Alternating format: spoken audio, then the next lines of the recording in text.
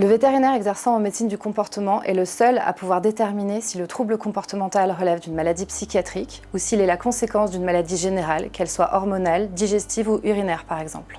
Notre but est de restaurer le bien-être de l'animal et la qualité de sa communication avec ses propriétaires. Les principaux motifs de consultation comportementale chez le chien et le chat sont une agitation, des comportements compulsifs, voire des phobies et les soucis de malpropreté assez fréquents et qui surviennent à tout âge. Les autres motifs concernent un animal qui est stressé, qui a peur des bruits, des personnes, voire de ses congénères. Enfin, les propriétaires nous consultent lors d'aboiements excessifs chez leur chien, de dépression chez un animal qui s'isole. N'oublions pas aussi des consultations lors d'agressivité. Elle peut se manifester par des grognements chez le chien, des feulements chez le chat, des pincements, voire plus graves, des morsures envers les humains ou d'autres animaux. Les cas de destruction, d'ingestion d'objets non alimentaires ou d'un travail d'éducation qui piétine sont aussi des motifs de venue dans notre service.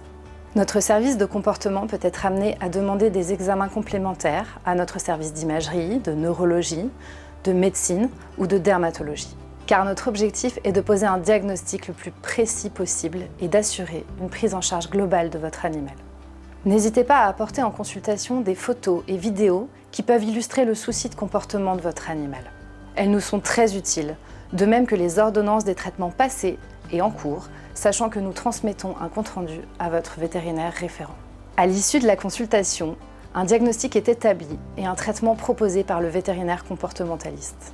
Le plan thérapeutique comprend toujours une prescription comportementale à base de conseils pratiques et d'exercices et parfois une prescription médicale, voire des solutions de soutien. Vivanima, vous êtes en bonne compagnie.